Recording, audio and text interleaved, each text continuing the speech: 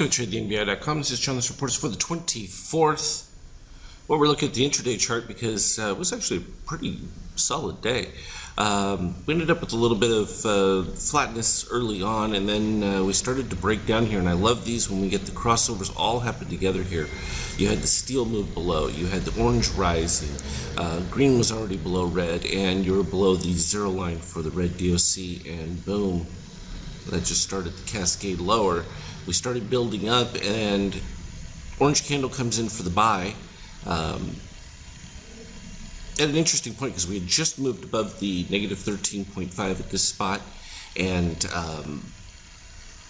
we were starting to get a solid break of the red DOC above 13.5, which is critical.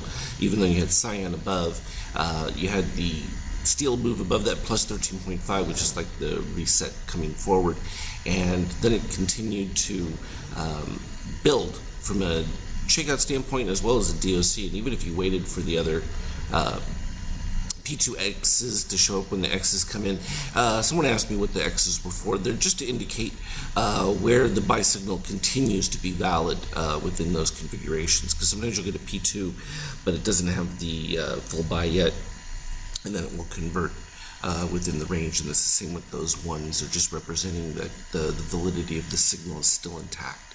And we had a nice rise up through there, clean DOC spread.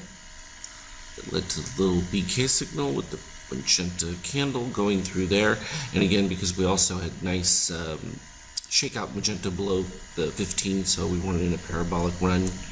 And then we ended up with this nice buy that took place down lower off of P2 with the X's showing up there.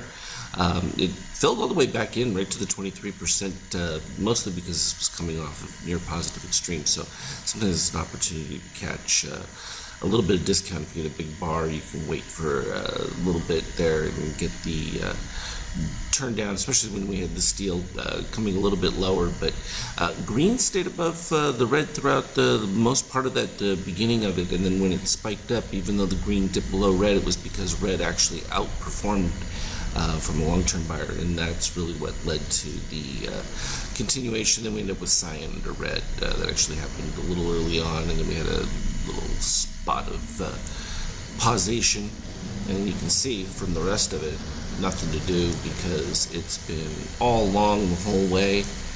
I know from our daily chart we had the Iron Hawk that was in place.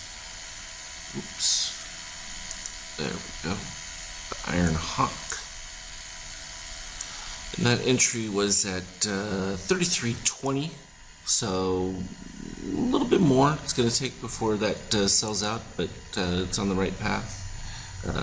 For the moment, we're looking currently at a DOC spread starting right here with a full reset of steel coming from the bottom. So I think we're probably just going to get a little bit of backfill to some of these positive extremes right here before the next run-up. So that will give an opportunity to look for the highs to be returned market open. Going in reverse here, gold continuing to edge slightly forward. The biggest question mark for me was the oil and whether or not it would be able to rebound. It has not yet, which means there's just a glut of supply. And with the whole China flu epidemic situation or coronavirus, it could be problematic, especially for demand in China. It's not necessarily super killer for U.S. economy until and or unless it spreads. And I know there's some reported cases, so some early panic as to growth may be a factor. We're coming up to close to the time where supposedly bird exit is supposed to take place. That's putting some downward pressure. We've completely filled the positive extreme that took place right back there. That's happened in the last few days totally, even though I considered when we dipped down here more than enough. But we've been looking at continuation of softness from that DOC spread when that took place, and that hasn't changed. It's still full reset of the steel, so it can turn around. It's just been lethargic at best. I think that's the easiest way to look at it. When we look at the NASDAQ, beautiful. And from S&P, the NASDAQ is certainly much stronger. If you look at that difference in the DOC, we have a enlarge that just a little bit so we can get a clean look at it. Steel rising here, green rising, But you already had the cyan above, but if you look at the NASDAQ, big difference. You've had cyan under red the entire time, and that has been the catalyst for driving price where it is. Throw in the fact the Fed has thrown unlimited liquidity at the market, and we're having a minor bit of manipulation leading up into, well, this impeachment setup as well as election year. So you always want to make things look good going into that kind of setup.